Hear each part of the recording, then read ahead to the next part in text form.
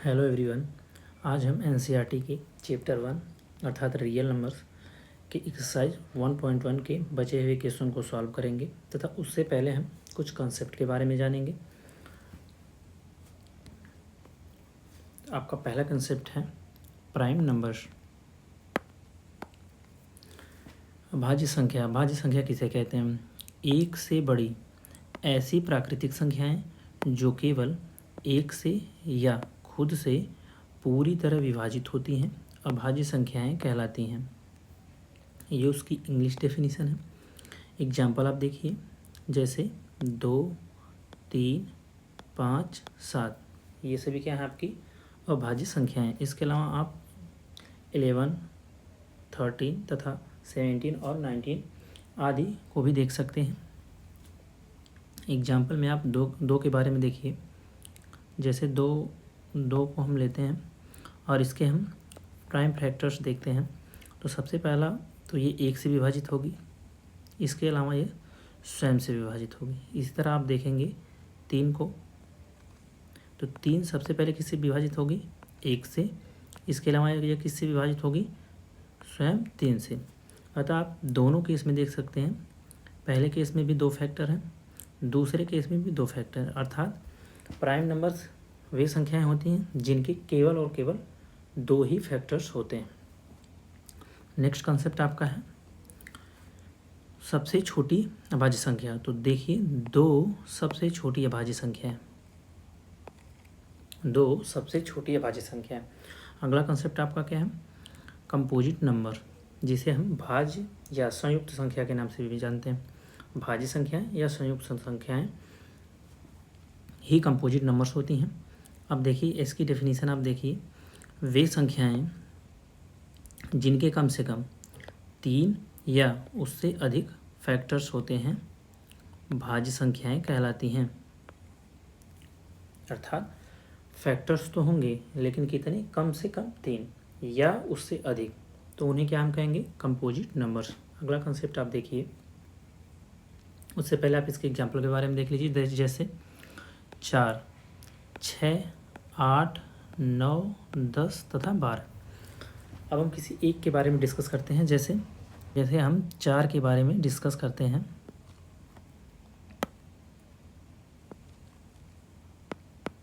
तो जब हम 4 का फैक्टराइजेशन करेंगे तो 4 का सबसे पहला फैक्टर क्या होगा? 1, क्योंकि 4 1 से विभाजित होता है। इसके बाद 4 किससे विभाजित होता है? 2 से। इसके बाद 4 किससे विभाजित होगा? स्वयं 4 से विभाजित होगा। अतः इसके कितने फैक्टर हो गए? 3। अतः 4 क्या है? Composite number. नेक्स्ट कंसेप्ट आपका है फैक्टर्स यानी गुणनखंड। गुणनखंड क्या है? किसी संख्या के ऐसे नॉन जीरो पूर्णांक जो उस संख्या को बिना शेष के पूरी तरह विभाजित करें, उन्हें क्या कहते हैं? गुणनखंड। ठीक, किसी संख्या के ऐसे नॉन जीरो पूर्णांक जो उस संख्या को बिना शेष के पूरी तरह विभाजित कर दें, गुणनखंड कहलाते हैं उस संख्या के। जैसे हम 12 को देख लें, आप 12 को देखिए, तो 12 का फैक्टर क्या है? 1। नेक्स्ट फैक्टर क्या है? 2, फिर 3, 4, 6 तथा 12। अब ये सब क्या है? 12 के फैक्टर्स। अगला कंसेप्ट आप देखेंगे प्राइम फैक्टर्स यानी अभाज्य गुणनखंड। अब अभाज्य गुणनखंड किसे कहते हैं? इसकी डिफिनीशन आप देखिए, किसी संख्या के ऐसे गुणनखंड जो स्वयं अभाज्य संख्याएं होते हैं, उन्हें उस संख्या के अभाज्य गुणनखंड कहते हैं। मतलब आप समझ गए, प्राइम फैक्टर्स। किसी संख्या के प्राइम फैक्टर्स ही उस संख्या के अभाज्य गुणनखंड कहलाते हैं। जैसे 2 क्या है? एक अभाज्य संख्या है। इसके फैक्टर्स क्या क्या होंगे? जैसे हम 2 देख लें, आप पहले एग्जांपल देख लीजिए, 2, 3, 5, 7। ये सब क्या है? अभाज्य गुणनखंड किसी भी संख्या के। जैसे हम मान लीजिए कोई संख्या हम ले लेते हैं जैसे हम ले लेते हैं 6, ठीक। तो 6 के जब हम फैक्टर्स निकालेंगे तो 6 के केवल फैक्टर्स देखिए, फैक्टर्स निकालेंगे तो 6 किससे डिवाइड होगा, सबसे पहले 1 से, इसके बाद 2 से, इसके बाद 3 से, इसके बाद किससे डिवाइड होगा, स्वयं 6 से। अब 6 के जब हम प्राइम फैक्टर्स देखेंगे, 6 तो हम प्राइम फैक्टर्स देखेंगे तो 6 के प्राइम फैक्टर्स अभाज्य गुणनखंड सबसे है, तो इसमें प्राइम फैक्टर्स सबसे पहले ये इसका 2 होगा, फिर क्या होगा 3, इसके अलावा कोई प्राइम फैक्टर नहीं होगा, ठीक।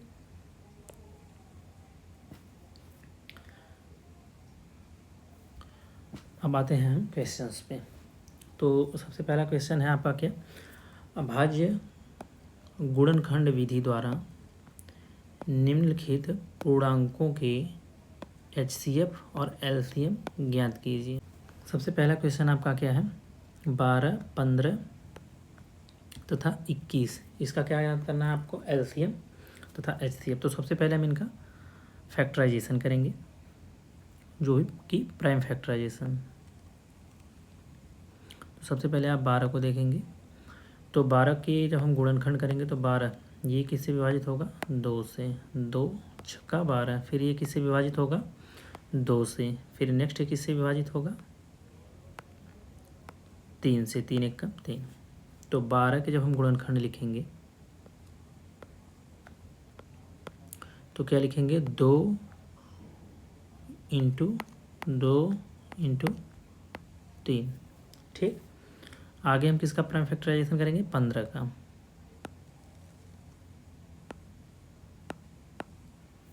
तो जब हम 15 का प्राइम फैक्टराइजेशन करेंगे तो सबसे पहले किससे डिवाइड होगा, 2 से, तो ये डिवाइड होगा नहीं, तो हम नेक्स्ट किससे देखेंगे, 3 से, 3 5 15, फिर इसको किससे विभाजित करेंगे, 5 से, 5 1 5।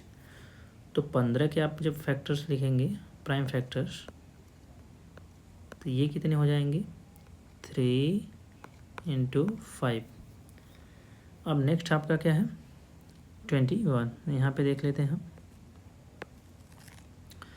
21 सबसे पहले किससे डिवाइड होगा, 3 से, 3 7 21, फिर इसको किससे डिवाइड करेंगे, डायरेक्ट 7 से, 7 1 7। अब हम यहाँ पे क्या लिखेंगे, 21 यानी 21 के फैक्टर, प्राइम फैक्टर इसके क्या क्या होंगे, 3 गुणा 7, ठीक।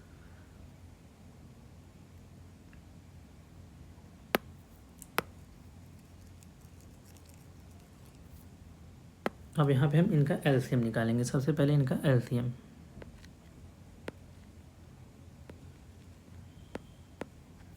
तो इनका LCM क्या हो जाएगा, सबसे पहले हम 2 को देखेंगे, तो 2 की यहाँ पे कितनी घात है, यहाँ पे देखिए 2 कितना है, 1 1, यहाँ इसकी घात कितनी, 1, चूँकि गुणा में घातें जुड़ती हैं तो 1 1 2, यानी 2 की कितनी घात हो जाएगी, 2 गुणा। अब यहाँ पे हम देखेंगे 3, तो देखिए 3 की यहाँ पे भी एक घात है, यहाँ पे भी एक घात है और यहाँ पे भी एक घात है, तो क्या लिखेंगे, 3 गुणे में। यहाँ पे आप देखिए 5 की एक घात है और कहीं पे 5 है नहीं, इसमें भी 5 नहीं है, इसमें भी 5 नहीं, तो यहाँ पे क्या हो जाएगा, 5 डायरेक्ट आपका आ जाएगा। यहाँ पे 7 देखिए, यहाँ पे 7 की एक घात है, इसमें भी 7 नहीं है, इसमें भी 7 नहीं है, केवल 7 यहाँ पे है, तो यहाँ हो जाएगा गुणा 7। अब हम सबको जब गुणा करके लिखेंगे तो क्या हो जाएगा, 2 दूनी 4, 4 तियाँ 12, 12 गुणे 5 7 35, ठीक। अब इसके बाद हम जो इसका गुणा करेंगे तो 12 25 60 के 0, फिर 12 तियाँ 36 और हासिल जो 6 का जुड़ जाएगा, 36 6 42, तो आपका LCM कितना आ जाएगा, 420। और हम HCF देखेंगे इसके बाद,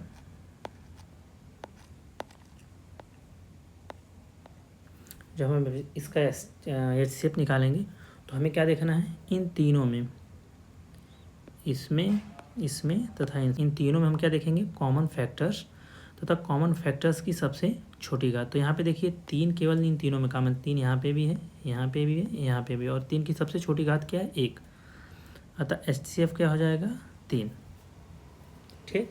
अब हम नेक्स्ट क्वेश्चन को सॉल्व करेंगे, क्वेश्चन नंबर 2। इसमें हमें क्या करना है, सबके पहले प्राइम फैक्टर्स निकालने हैं। अब यहाँ पे आप चूँकि देख सकते हैं तीनों प्राइम नंबर्स हैं, ये भी 17 भी एक प्राइम नंबर है, 23 भी एक प्राइम नंबर है और 29 भी एक प्राइम नंबर है। तो प्राइम नंबर्स के कितने फैक्टर्स होते हैं? 2। एक तो क्या होता है एक, दूसरा क्या होता है वो स्वयं व संख्या। तो यहाँ हम तीनों के फैक्टर्स लिख लेते हैं। 17, ये आपका है 23, फिर इसके बाद है 29। जब हम तीनों के फैक्टर्स लिखेंगे तो इनके फैक्टर्स क्या हो जाएंगे? 1 इंटू 17,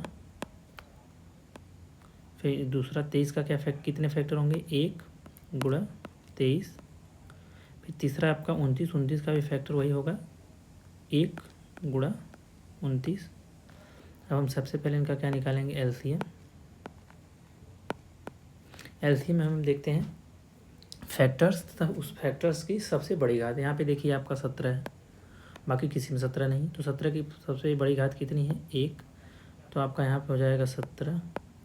दूसरा आपका 23, 23 यहाँ पे है, इसमें 23 की घात कितनी है? बाकी आप इसमें भी 23 नहीं देखेंगे और बाकी इसमें भी 23 नहीं है, तो आपका दूसरा क्या हो जाएगा? 17 गुणा 23। तीसरा आपका क्या है? 29, 29 की घात 1 है, बाकी किसी में 29 नहीं है, आपका 29, ये हो जाएगा यहाँ पे गुणे 29। अब हम तीनों का करेंगे गुणा, ठीक। तो सबसे पहले हम किसका गुणा करेंगे? 17 और 29 का। तो 17 नामा 153, 53 को हो जाएगा आपका 3, हाथ में लगेगा 15 का, और 17 दूनी 34, और 34 में जब आप जोड़ेंगे 15 तो 34 5 39 10 49, यानी 49 गुणे में 23। अब आगे जब हम गुणा करके इसको लिखेंगे तो 23 का गुणा करेंगे 493 में, तो कितना हो जाएगा? 23 तियाँ 69 के 9, हाथ में लगा 6 का, 23 नामा 23 दाम में 230 होता है, और 23 9 हो जाएगा आपका 207। 207 में जब 6 जोड़ेंगे तो 213, 213 को आप लिखेंगे 3, हाथ में लगेगा कितना? 21 का, 23 चौक को 92, अब 92 एक जो में जोड़ेंगे 23, 21, 21 जब आपका हासिल जुड़ेगा 92 तो हो जाएगा 93, 20 113, यानी 113। ये आपका क्या है? एलसीएम, ठीक। तो हम एचसीएफ निकालेंगे। तो एचसीएफ क्या होता है? कॉमन तथा सबसे छोटी। एचसीएफ आपका होता है सबसे कॉमन तथा छोटी घात का फैक्टर्स। तो यहाँ पे आप देखेंगे तीनों में कॉमन क्या है? केवल 1, क्योंकि 1 सबका फैक्टर है, अतः 1 आपका एचसीएफ हो जाएगा। इसी तरह सेम टू सेम ये क्वेश्चन है जिसको आप करेंगे। आगे हम चलते हैं। अब आपका अगला क्वेश्चन है क्वेश्चन नंबर 4। इसमें क्या करना है? दिया है 2 संख्याएं दिया है, एक 306, दूसरा दिया 657, ठीक। क्या करना है? इनका इन दोनों संख्याओं का एचसीएफ दिया है और एलसीएम ज्ञात करना है। यहाँ पे आप दे देखिए एलसीएम ज्ञात करना है। इन दोनों संख्याओं का एचसीएफ दिया है, एलसीएम ज्ञात करना है। चूँकि हम जानते हैं, जबकि मैंने आपको कॉन्सेप्ट में बताया था इसके फर्स्ट पार्ट में, 2 संख्याओं का गुणनफल उन्हीं संख्याओं के एलसीएम और एचसीएफ के गुणनफल के बराबर होता है, ठीक। तो दोनों संख्याएं क्या? पहली संख्या आपकी 306, दूसरी संख्या है 657। चूँकि हम जानते हैं तो इसलिए आपका हो जाएगा 306 गुणे 657 बराबर होगा एलसीएम और एचसीएफ के गुणनफल के। चूँकि आपको एलसीएम ज्ञात करना है तो एलसीएम आपका यहाँ रहेगा, गुणा एचसीएफ कितना है? 9।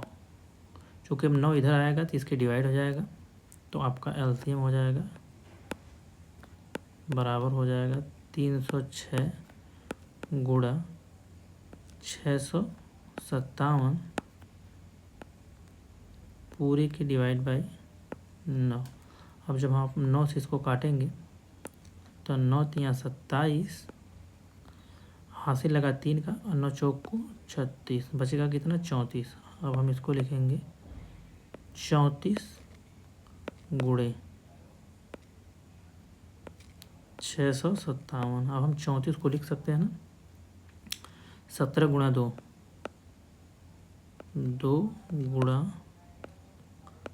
17, और गुणे में आपका क्या है?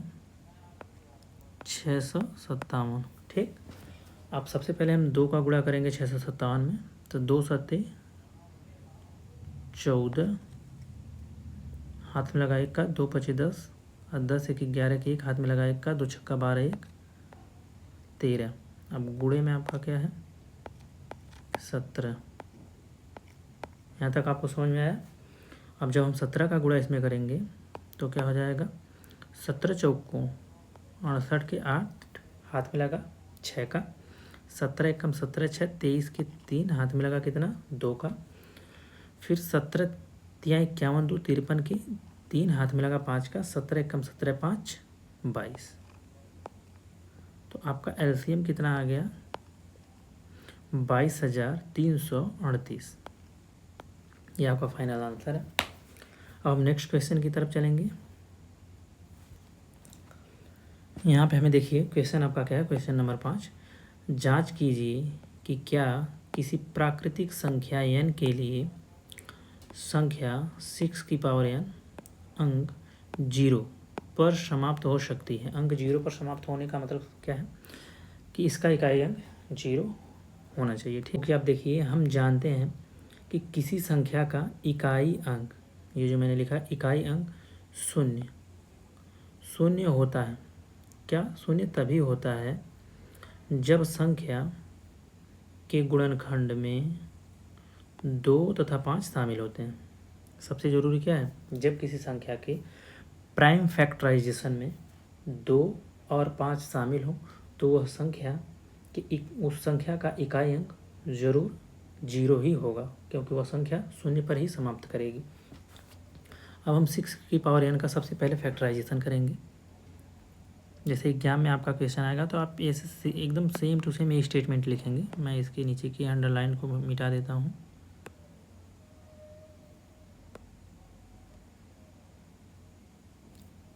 ठीक, अब आप इसमें देखेंगे आगे आप क्या करेंगे, 6 की पावर n का फैक्टराइजेशन 6 की पावर n। अब इसको जब हम लिखेंगे तो लिखेंगे ना 2 गुणा 3 पूरे की पावर, ये क्या हो जाएगा 2 की पावर n गुणा 3 की पावर n। अब आप देखेंगे यहाँ पे 2 है और कितना है 3, 5 नहीं है, तो आप आगे क्या लिखेंगे, चूँकि 6 की पावर n के गुणनखंड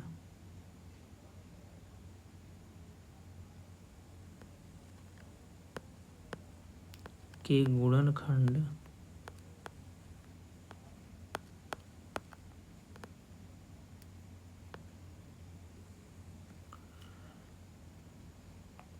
दो और कितने हैं 3 हैं,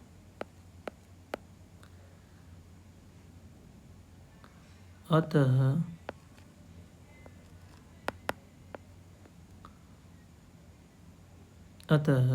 इसका इकाई अंक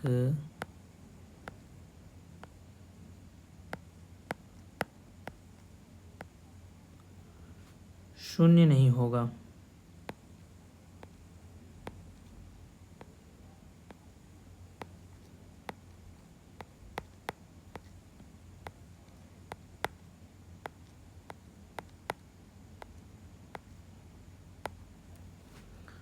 अब आगे इसलिए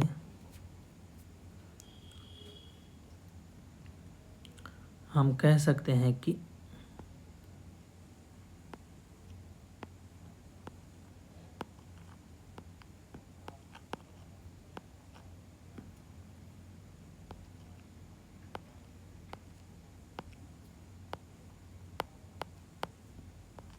कि 6 की पावर n किसी प्राकृतिक संख्या n, क्या किसी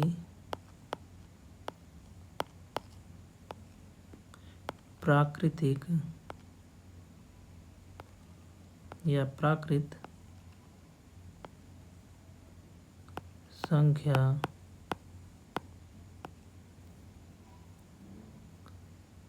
n के लिए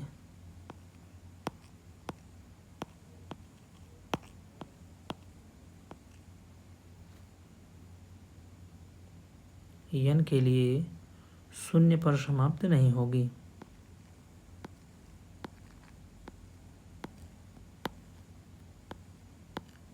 शून्य पर समाप्त नहीं होगी।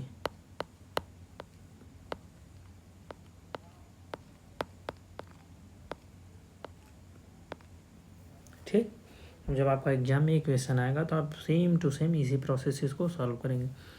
अब यहाँ 6 की पावर n के लिए अगर कोई के अलावा कोई और संख्या होगी तो आप उसका भी ऐसे ही प्राइम फैक्टराइजेशन करेंगे तथा यह चेक करेंगे कि उसके प्राइम फैक्टर्स में 5 और 2 हैं कि नहीं। इसके बाद सेम टू सेम आप क्वेश्चन को इसी तरह सॉल्व करेंगे।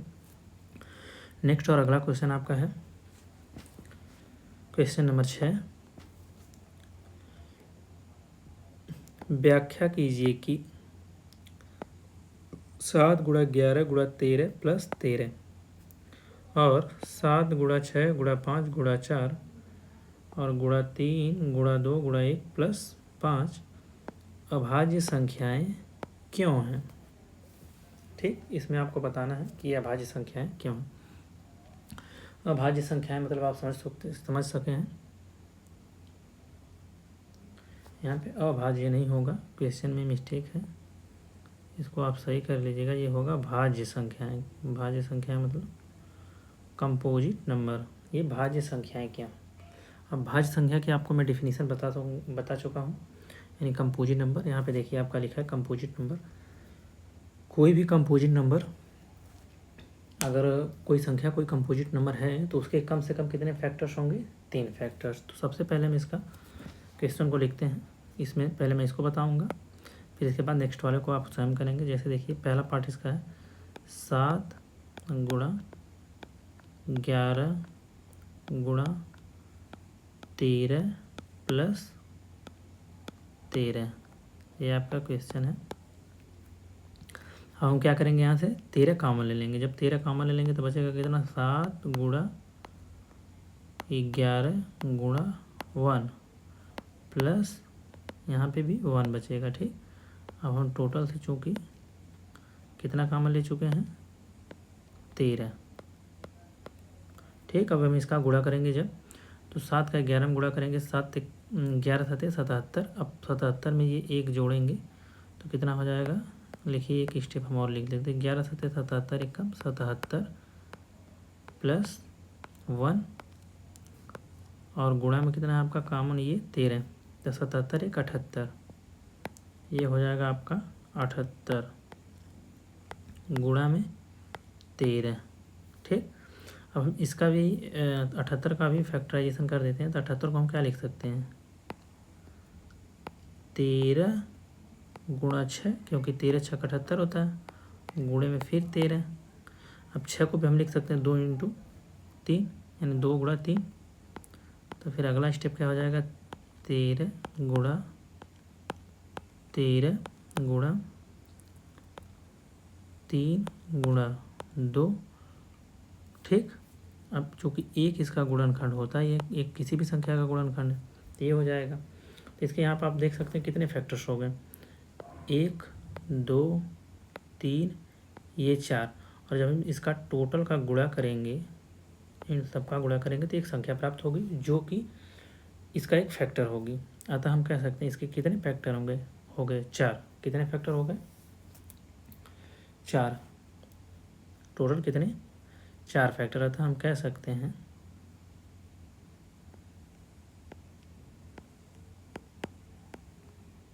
अतः यह एक भाज्य संख्या है। क्यों, इसका मतलब आप जान चुके हैं, क्योंकि इसके कितने फैक्टर्स हैं, 4, जो कि 3 से अधिक हैं। इसी तरह आपका सेम टू सेम ये क्वेश्चन होगा। मैं इसको यहाँ पे लिख देता हूँ और बता देता हूँ इसमें क्या करना है। 7 गुणा 6 गुणा में 5 गुणा में 4 फिर गुणा 3 गुणा 2 और फिर गुणे में है 1 और प्लस 5। अब इसमें आपको क्या करना है, दोनों जगह से 5 कॉमन ले लेना है।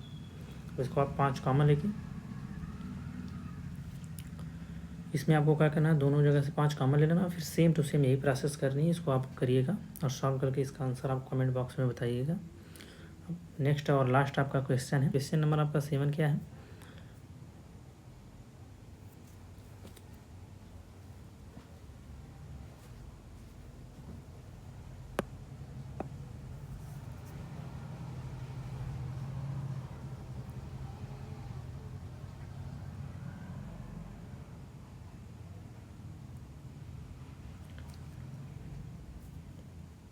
क्वेश्चन नंबर 7 आपका क्या है।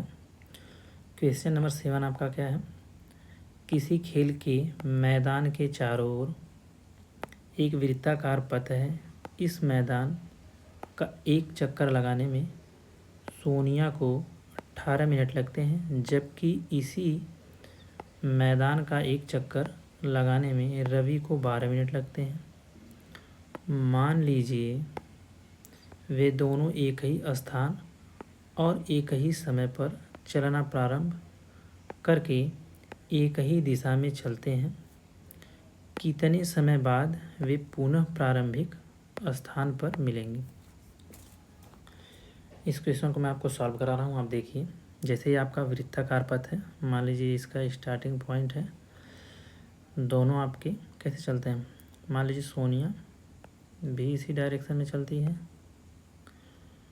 और इसके अलावा वो कौन है, दूसरा रवि भी इसी डायरेक्शन में चलता है। ठीक,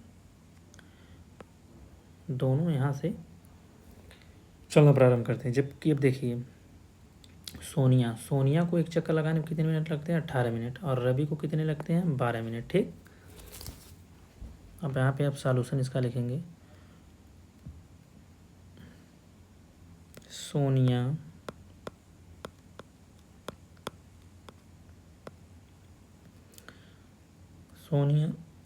को एक चक्कर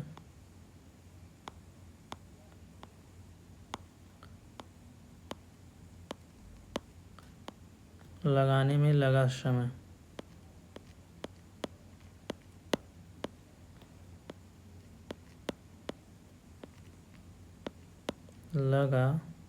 लगाने में लगा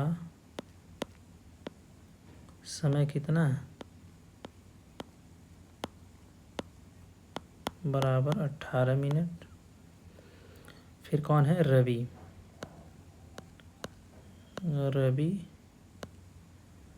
को एक चक्कर लगाने में लगा समय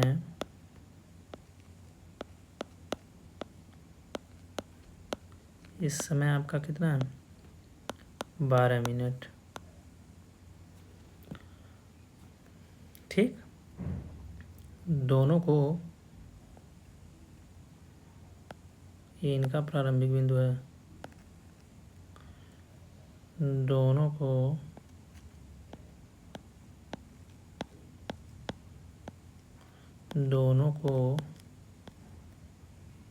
पुनः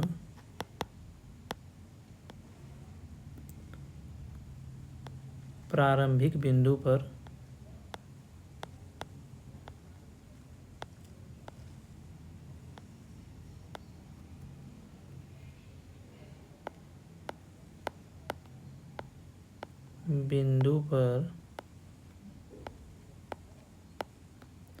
मिलने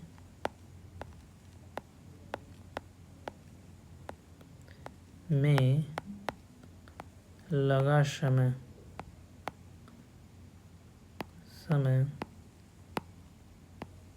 बराबर क्या हो जाएगा, एलसीएम ऑफ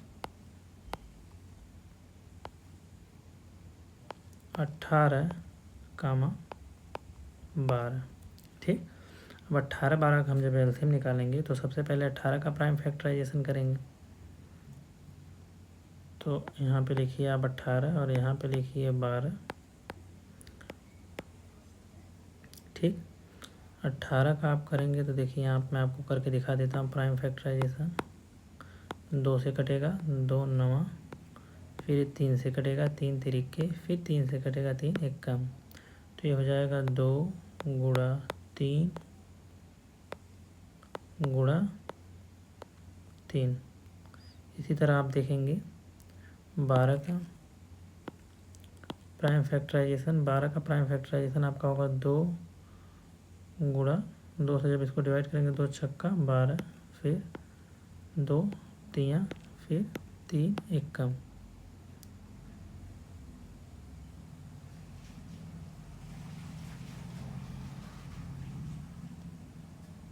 तो ये आपका हो जाएगा कितना, 2 गुणा में 2 गुणा में 3।